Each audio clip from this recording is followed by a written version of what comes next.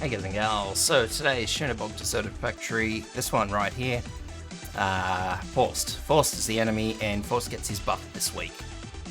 They've added a couple of modifiers which means that you can't just cheese the map as easily, but depending on how much firepower you bring into the fight, I guess that's irrelevant. These are the 8 we're going with: Precipitous Terrain, Firepower Contract, Piercing Bolts the challenge, and Activation 1.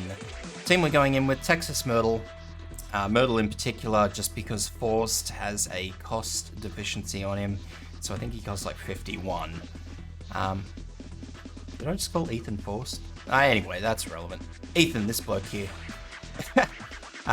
May, so we've got our regular slower. Gavial. Now, I've got Gavial in particular, and that's pretty much because Gavial is very tanky for a healer. That's really the only reason. You can use another healer who is very tanky. I don't know where she is. There she is, Folnick. A few of you have Folnick leveled up that follow me, I know, so Folnick will work. We're not really in it for healing, we're actually in it for just defensive capability. Everything's going to be out of range of most of our regular ranged operators unless they've got something special about them, so really the struggle is going to be just getting things keeping things alive. So second to this, we have Frostleaf in particular. We need a ranged guard, so you'll notice why when I place. I like using Frostleaf over, say, pullers, because Frostleaf, I mean, yeah, I don't think you can't use pullers in this anyway, they're too expensive, but Frostleaf has a slow attributed to her, so that is beneficial. Healing defenders in particular, because as I say, we're all about healing here. Penenko, I'm also going to be using her with her healing skill. Perfumer for the map-wide heal talent. And I'm going to be borrowing the Thorns. And because I don't actually have a full group, I'm just going to grab a couple of other things that I can use. I'm sure everybody knows where I'm going with this. We're going to grab a Thermite, and I'm also just going to grab another guard that I can deploy that can do a fair bit of damage in a short period of time. Just to help finish off Forced. Guard. It'll help if I actually look at guards. So I might just grab a target with her deploy skill. That will be sufficient. So that's basically, once we've killed everything off, we can get to the very end and just yank out what we don't need, keep in what we do need, and knock out Forced. So we're going to start off with Myrtle, facing down. Texas, just here. So typically, I would have someone here, just a regular guard here, or a puller here or something. But because we can't have that, I'm going to be using Frostleaf. Anyway, that's not the point. I'm going to start popping in everything. Now, I've got Penenko facing up. Most of you probably think that's going to be useless once I get everything deployed. The point of it is basically that heal skill. Because everything's going to mostly come up this lane here.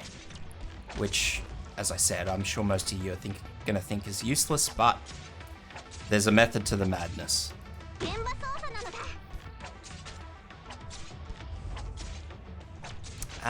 Where am I? Too much talking. Healer, skill, healer, Frostleaf.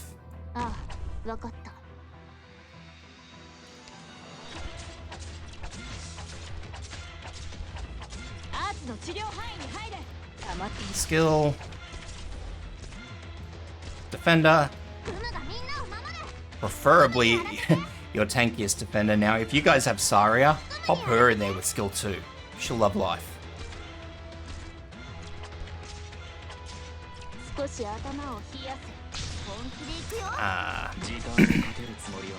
Thorns in here. We want to have Thorns in before this first shielded enemy comes through.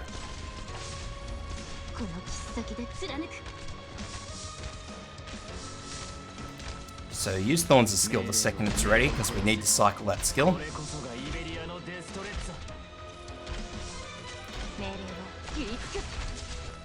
I'm deliberately leaving Texas in there at the moment, because I know that Texas can get that,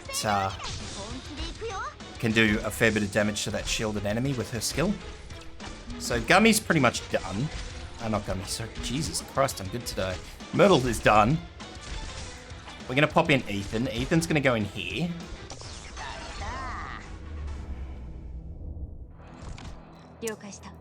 And Spot is going to go in just here.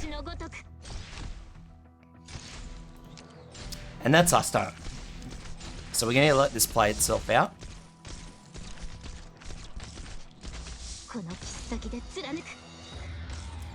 Ethan's skill is going to be used to get these guys down, the big shielded enemies. Now he won't get them down, but the longer he delays them, the better. There's Thorns' second skill. It's active indefinitely now, so it attacks this whole range.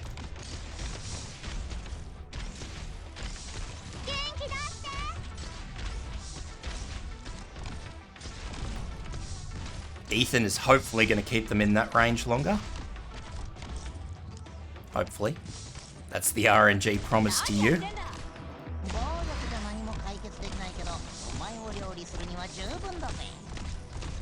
Now, if Ethan goes down, we have 99 deployment points, so I don't need to worry if he goes down or not.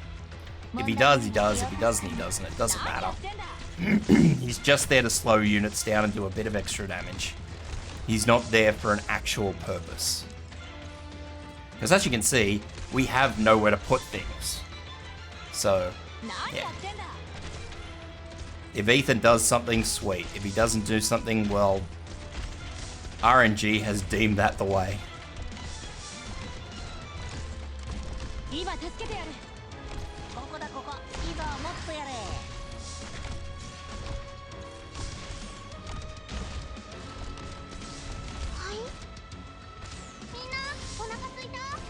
So this first one I'm not too terribly concerned about. Obviously Ethan's still alive, Spot's good to go, Penenko's good to go. I have healers everywhere. I think there's 3 in total, so I'm a bit worried, so I'm going to use Penenko's skill.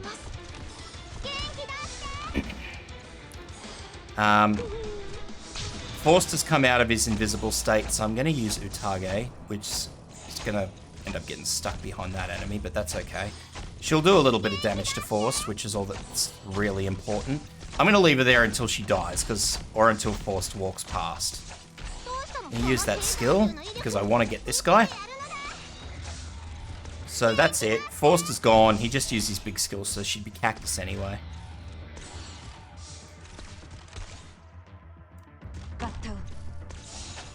I'll deploy in Texas. Once again, if Texas goes down, it is what it is. If she doesn't go down, well, that's also a benefit.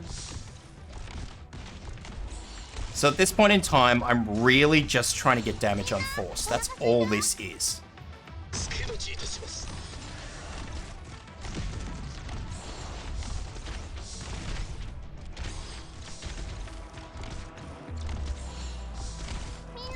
I was hoping that I would get a bit more onto Force while that was active, but that's okay.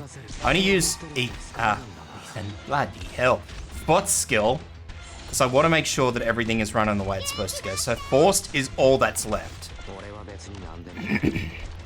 Gummy is essential. Spot is not. Spot out. Actually, a lot more of these units are a bit more essential than I thought they were originally. So Utage in. Let's keep Utage out of this second ballista, so she's not getting smacked by 2. Thankfully, Forced is still going to be in Thorns' area of attack for ages, and he's Cactus anyway. He's not getting through whatever's left. So that's it. That's besides me confusing who's who, because I don't know, I'm having a very bad day, very clearly. that is it. That's nice and simple.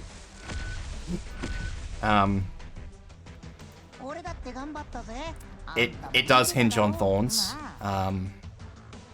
Obviously, the thorns I borrowed is level 90 with skill level 3, mastery 3. The lower the thorns is, it's not going to be harder. It just means that things are going to bank up a lot more, which is why we have a second healing defender as opposed to like another guard of some sort behind. Like I could use another guard, like say Swire, for example. But Swire is all fun and games until she's getting hit. It also helps to have another healing defender there just to sort of help with that top half healing. So yeah, that's it. Nice and simple.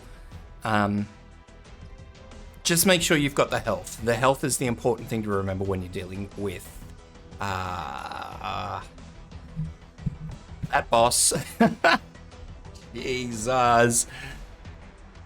Forced and his ballistas. Forced and ballistas, just bring health and you'll be pretty much okay.